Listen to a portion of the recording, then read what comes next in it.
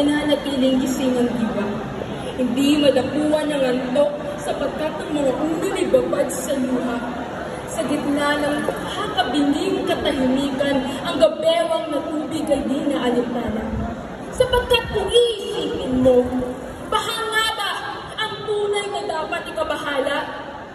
Sumilang ang umaga, ngunit naglaho ang sinag ng pag-asa.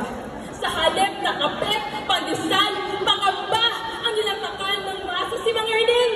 Na bagaman bakas sa mata ang pagod, muling nagsusuot ang butas na bot at sinusung ang pilapil na pagkayunod. Tahimik na binibilang ang mga aning maaari pang mapakinabangan. Iniisip kung paano itatawid ang pamilyang kumukulo ang tiyan.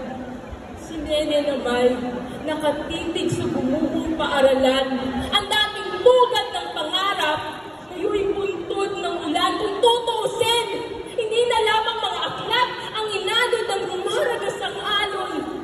Kabilang dito ang bawat patak ng pawis na inalay para sa ambisyon. Sapagkat hindi na lamang anyong tubig ang bawat daluyong ng ulan.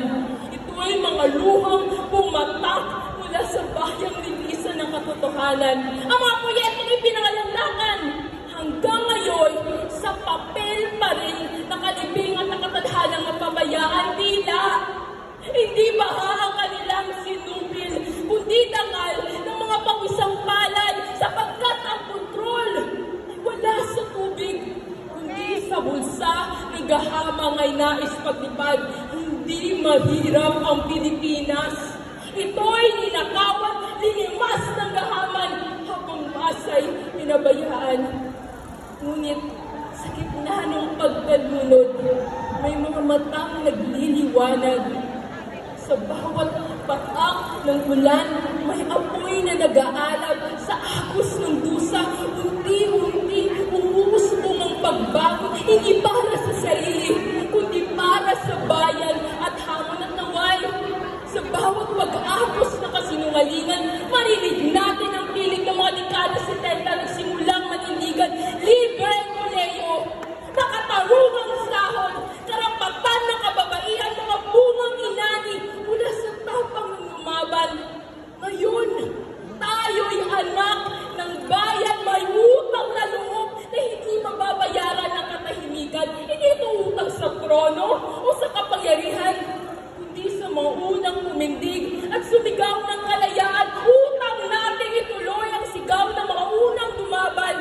Ang paninindigan sa dugo nila ay inukit at iniwan, hindi upang sumunod sa sistemang bulok at kahaman, kundi ipagpatuloy ang alam na minsan ng pinagningas ng mamamayan.